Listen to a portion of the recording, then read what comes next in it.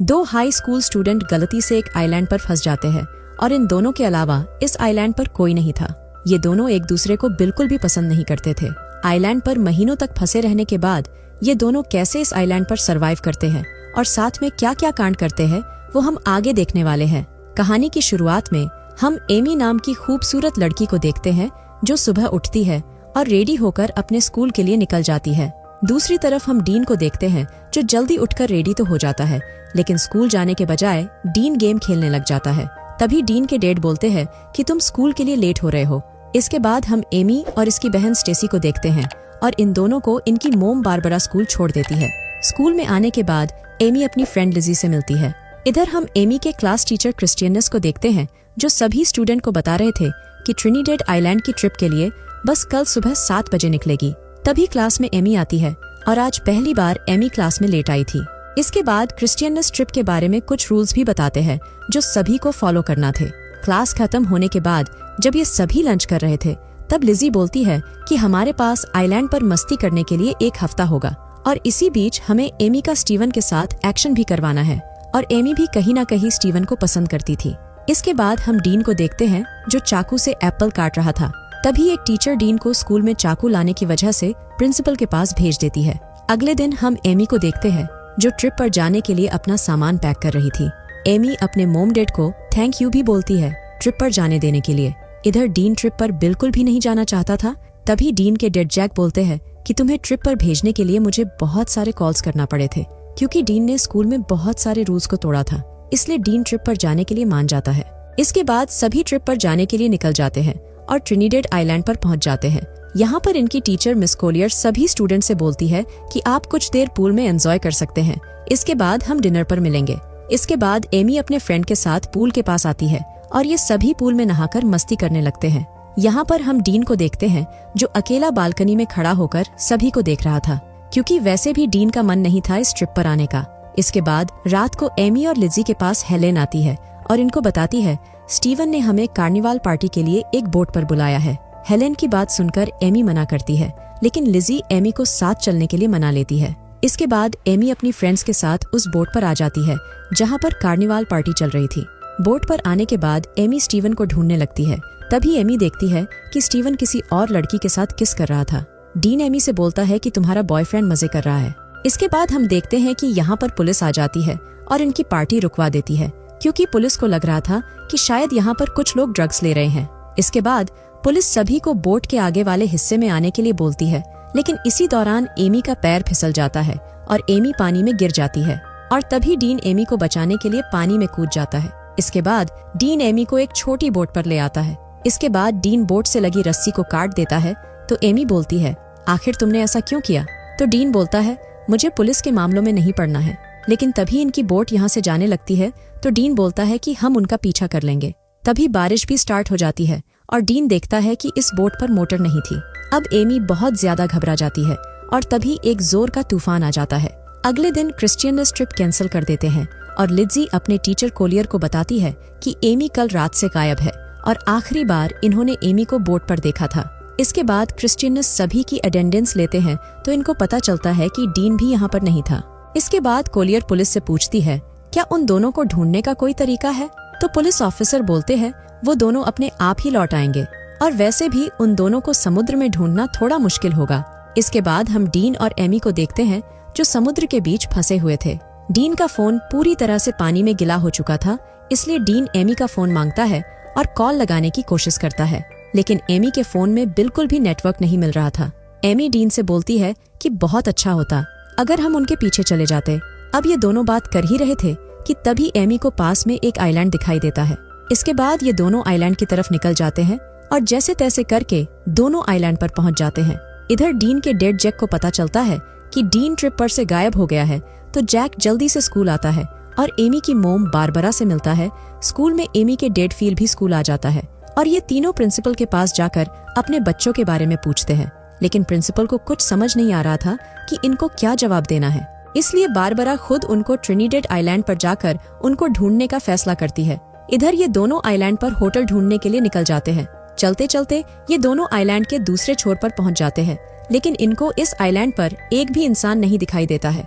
इसके बाद ये दोनों एक गुफा के पास जाते हैं ताकि ये दोनों उसमें रात गुजार सके, लेकिन तभी गुफा के अंदर से बहुत सारे चमगादड़ बाहर निकलते हैं, जिस वजह से ये दोनों फिर से अपनी बोट पर आने का फैसला करते हैं। लेकिन ये दोनों देखते हैं इनकी बोट पानी की लहरों के साथ समुद्र में चली गई थी।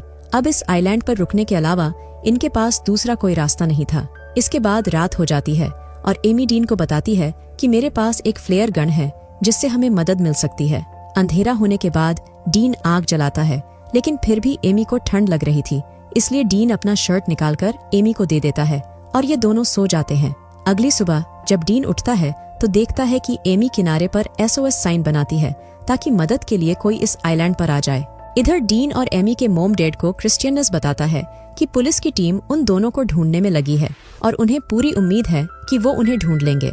लेकिन 2 दिन बीत चुके थे, इसलिए इनको बहुत गुस्सा आ रहा था। इसके बाद एमी जंगल में पीने का पानी लेने के लिए जाती है। तभी एमी को किसी चीज की आवाज सुनाई देती है, लेकिन एमी उस पर ज्यादा ध्यान नहीं देती है। इसके बाद बारिश से बचने के लिए ये दोनों रहने के लिए एक झोपड़ी बनाते हैं। कुछ देर बाद एमी लकड़ियों और पत्थरों से एक बड़ा SOS साइन बनाती है। इसके बाद डीन को केले का एक पेड़ मिलता है और दोनों केले खाकर अपना पेट भर लेते हैं। अब दिन में ज्यादा गर्मी लगने की वजह से एमी अपनी जीन्स काटकर छोटा कर लेती है। इसके बाद शाम हो जाती है और ये दोनों साथ में सो जाते हैं। डीन एमी के ऊपर अपना हाथ रख देता है, लेकिन एमी डीन को कुछ नहीं बोलती है। अगले दिन बारबरा टीवी पर डीन और एमी के लापता होने की न्यूज देखती है। अब स्टेसी घर पर अकेली थी, इसलिए बारबरा फील को स्टेसी के पास भेज देती है। इसके बाद बारबरा जैक के साथ हेलीकॉप्टर से उन दोनों को समुद्र में ढूंढने लगते हैं। शाम होने के बाद एमी बोलती है, हमारे पास लाइटर खत्म हो गया है, इसलिए अब हमें आग जलाना सीखना होगा। तभी डीन एक इंसान के कंकाल को देखता है, जिसे देखकर एमी बहुत ज्यादा ही घबरा जाती है। अब एमी को यही लग रहा था कि इसकी तरह हम भी यहाँ पर मर जाएंगे। तो डीन बोलता है, हमारा ये हाल नहीं होगा क्योंकि वो सब हमें अभी ढूंढ रहे होंगे और वैसे भी मैं तुम्हें कुछ नहीं होने दूंगा। इसके बाद ये दोनों किस करते हैं और इंटीमेट भी हो जाते हैं। अगले दिन जब एमी उठती है तो डीन यहाँ पर नहीं था, जिसे ढूंढते हुए एमी जंगल में आती है और देखती है कि डीन एक गड्ढा खोदकर उस कंकाल को दफना रहा था। लेकिन यहाँ पर गलती से एमी नीचे गिर जाती है और एमी के पैर में चोट लग जाती है। इसके बाद डीन इसके लिए सॉरी बोलता है और एमी की चोट को साफ करता है। कुछ देर बाद इस आइलैंड पर बारिश होने लग जाती है और ये दोनों बारिश का मजा लेते हुए मस्ती करने लगते हैं। इसके बाद न्यूज में दिखाया जाता है कि डीन और एमी को लापता हुए लगभग 1 महीने से भी ज्यादा हो गया था, इसलिए ऑफिशियली उन दोनों को ढूंढना अब बंद कर दिया है, क्योंकि ऐसा माना जा रहा था कि अब वो दोनों जिंदा नहीं है। लेकिन एमी के दोस्तों को अभी भी लग रहा था कि शायद वो दोनों जिंदा है। इसके बाद बारबरा और जैक दोनों अपने अपने घर लौट आते हैं। इधर आइलैंड पर एमी और डीन रोज मौज मस्ती करते हैं, इसी उम्मीद में कि कोई तो इन्हें बचाने आएगा। और अब ये दोनों एक दूसरे से प्यार भी करने लगे थे। इसके बाद जब ये दोनों आराम कर रहे थे तब एमी डीन से पूछती है, तुमने पहली बार किसके साथ किया था? तो डीन बताता है, मैंने पहली बार मुझसे बड़ी लड़की के साथ किया था जब वो कॉलेज में थी। इसके बाद डीन एमी से पूछता है तो एमी बोलती है, मैंने पहली बार तुम्हारे साथ ही किया है। और ये सुनकर डीन को बहुत अच्छा लगता है। कुछ देर बाद इनको एक प्लेन की आवाज सुनाई देती है और डीन जल्दी से भागकर किनारे पर आता है और फ्लेयर गन ढूंढता है, लेकिन तब तक प्लेन यहाँ से जा चुका था। एमी बोलती है, आखिर तुमने फ्लेयर गन फायर क्यों नहीं की? तो डीन बताता है, मुझे फ्लेयर गन नहीं मिली और एमी को भी बैग में फ्लेयर गन नहीं मिलती है। यहाँ पर एमी को पता चलता है कि इसके बैग में बाकी चीजें भी गायब थी और अब इस चीज से एमी बहुत ज्यादा ही परेशान हो जाती है। अगले दिन जब ये दोनों बैठकर बातें कर रहे थे तब डीन एक अजीब सी आवाज सुनता है जो पहले एमी ने भी सुनी थी, इसलिए डीन उसे देखने के लिए जंगल में जाता है। तभी डीन अपने सामने एक ब्लैक पैंथर को देखता है और यहाँ से भागने लगता है।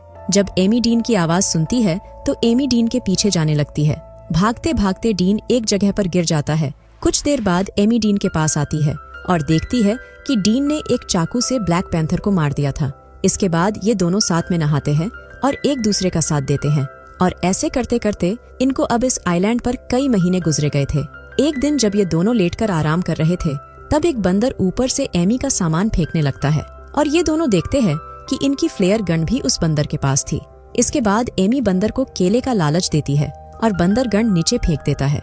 गन मिलने के बाद एमी एक गोली चला देती है, जिससे डीन को बहुत गुस्सा आता है और अब इनके पास एक ही गोली बची है।